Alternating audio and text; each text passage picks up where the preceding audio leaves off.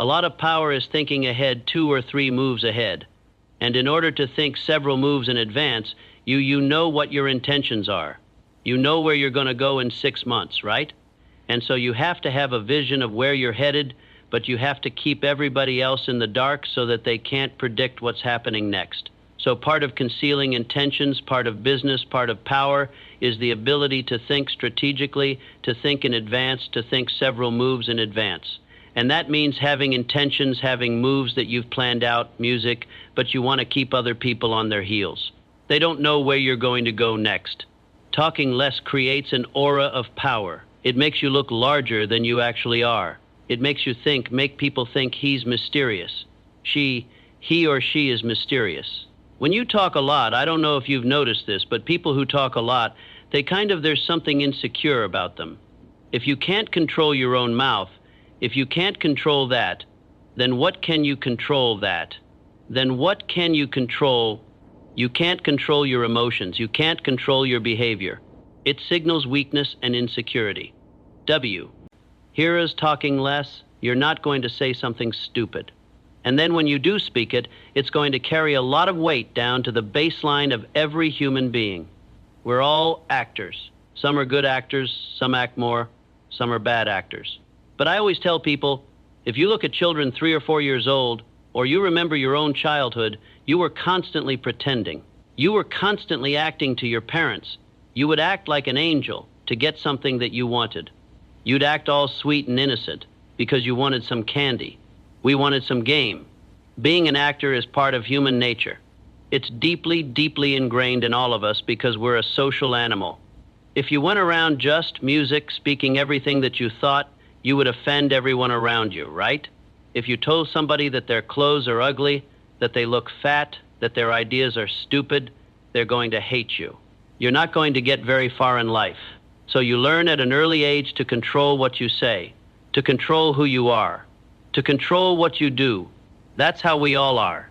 We're different in front of our Father than we are with our friends, right? Music, so get over this notion that we can all just hang out and just be who we are. You're never being who you are. You're always acting to some degree. People rise to power. They become a CEO. They become a leader. They become a president or whatever based on certain qualities that they have a strength. It could be aggression. It could be aggression. It could be being a people pleaser, being just very empathetic. It could be having a populist touch. It could be good with words, an author.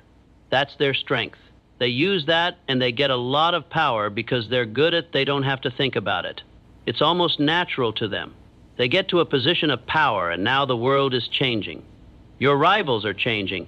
The business world is changing. And you're still holding on to that one quality that brought you to the top. You're still thinking that my aggression or that my being popular and pleasing everybody or my speaking music. Well, and you keep holding on to that and the world has passed you by and you're weak. Music, and Machiavelli said, if I could create the monster, the Frankenstein of a leader in business or politics, whatever, it would be somebody who could change with the times, who they rose to power based on a strength. They see that it's not quite the right quality and they adapt and they become and they move with the times.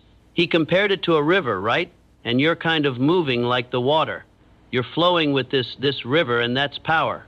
But being rigid and having a form and having a strategy that you always rely on and having a personality that you always exude to the world and perform as is weak because you can't adapt. I mean, think of your own business, your business in the last 3 years. Can you begin to imagine all the incredible shifts that have occurred in just that time? And so in order to gain people's attention, people get very bored, right? They get very bored very quickly. If you're always the same, if you always have one note, they're like children who've been continually stimulated with all kinds of new and exciting new toys, right? And you're vying for their attention, okay? If you're always the same, if you're always doing the same, if you're always appearing the same, they're going to get bored with you, and they're going to look for something, music, else. So you have to be mysterious. You have to withdraw. If you withdraw and you're not always vying for their attention, you disappear for a month. You don't post anything, or you post something that's maybe a little bit enigmatic where they're not quite sure what you mean. Suddenly, they're going to pay attention to you. Michael Jackson was very good about that. Part of it was his personality, but he would withdraw. People don't understand Michael Jackson was a real kind of power person. He really is interested in the game of power. In fact, I've said this before in other podcasts. He had the 48 Laws of Power, and when he died, they auctioned his copy of the music book, and it had all of these notes in it. He had annotated it completely with his own notes. So he was very interested, but before the book came out, he understood the game of power, and he understood sometimes you have to withdraw. Sometimes you have to be one of those movie stars like Greta Garbo, who disappears for 6 months, a year, or 2 years. People start thinking, what's he up to next? When's his next album going to be out? What's it going to be about? Even Beyoncé plays the game like that. So the people these are artists. Oh, it's a little easier, but the game is to sometimes withdraw from that attention. Music. Cycle where you're always having to be something for other people to take a step back and let them start. Wondering what happened to you, disappear for a while. You have to know the game of absence and presence, music. Sometimes you have to be absent, and sometimes you have to be present. Napoleon Bonaparte said, "If I show up at the theater every evening as a spectator, the audience sees me, they start taking me for granted. But if I show up a month, music later go, oh, there's Napoleon. Wow. Then I show up the next week, oh, he's coming off. And then I show up 6 months. They don't know when I'm going to show up next. So they're always having to think about him. So that's sort of the game a little bit, knowing how to this dynamic between absence and presence. So there are times when you need to apologize, and the apology has to be sincere, and it has to be not the usual thing where I don't know what came over me. That's not who I am. That just happened once. No, you acknowledge that you made a mistake, right? That you did something wrong, and you show genuine contrition. And then you know, a lot of people that were canceled music 6 years ago, that's when they were contacting me, or 8 years ago, and I said, show that your contrition, understand why people reacted against music. You give it a little bit of time and then come back with more or less the same image. But understanding there are their kind of guardrails here. You have to understand that the person above you has in music ego, and has probably a bigger ego than you do, obviously, because they're music powerful. But with an ego comes insecurities, okay? So you must be aware that the person above you has insecurities, and probably has more than you do, because they're constantly worried. Do people still like me? Am I still doing as well? Am I as popular as I was a year ago?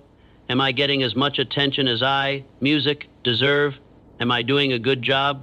He or she is very insecure. They're thinking about these things all the time. So what happens is, if you try too eagerly to impress them, and you do such a good job on some project or something, and then all the attention arrives to you for doing that, then you're going to trigger their insecurities. Wow, this person's getting music, the attention. Ion and not me. Maybe they're after my job. Maybe they're more popular than I am. They're not going to consciously think this music, because they don't want to admit that they're insecure. But unconsciously, they're worried about you. They're thinking things that maybe you're a threat, right? And slowly, they're going to build up kind of resentment towards you. And what will happen is you'll probably be fired, or you'll be demoted. So if you work hard on a project for somebody else, from somebody higher up in your group, music, and you do a great job, you need to tone it down a little bit. Don't take so much credit. Let them bask a little bit in the glory. Let them have the attention. Yes, they're the genius behind the project. I was just executing their desires.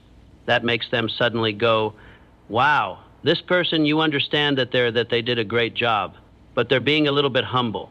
They're giving you the attention, which you deserve anyway, because you think you do. Okay? But if you're too weak about it, if you're too humble, if you're going, oh, you don't take credit at all, you weren't involved in it at all, does it look like you're looking weak, right? So you have to be kind of nuanced. You have to do a good job. You have to try really hard.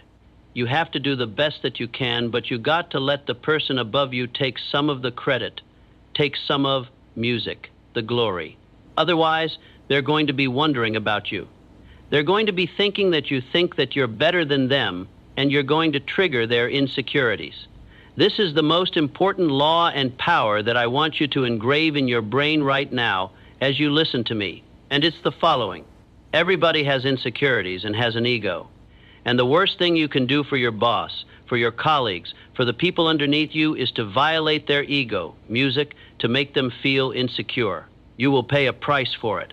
They will resent you. They will work against you. They will betray you in the end.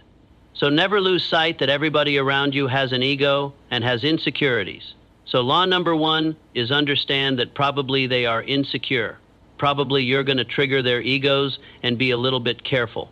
Nothing ever comes free in this world. Nobody ever gives you something free. Music, Nobo. DY gives you anything for free. They're wanting something in return, and it's a trick where they're thinking that if they offer their services for free, you're going to go, okay, that's great. And you're not going to pay attention to the fact that they're after something else from you, music, right? And so it's always better to pay people and pay them well for their music services.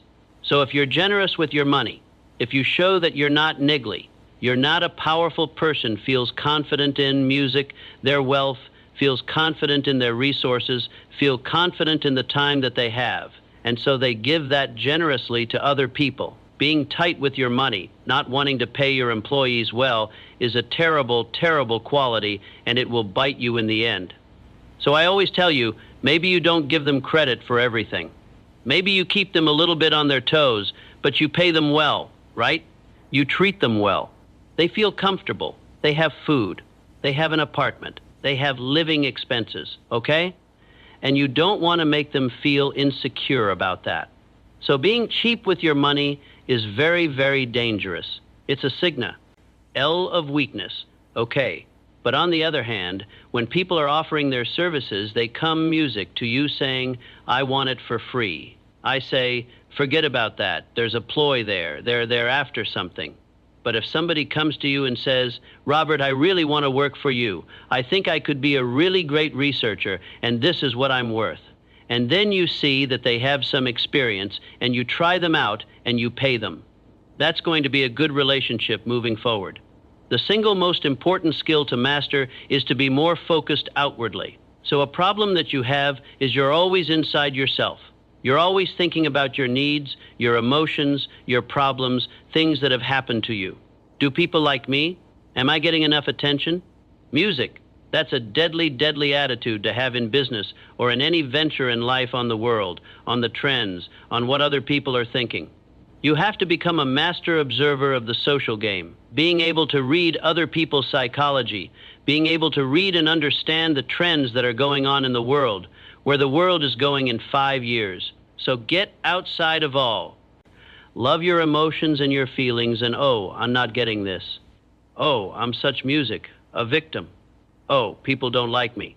And be laser focused on other people, what they need, what they're thinking, what they're feeling. That's like a killer skill that you need to develop.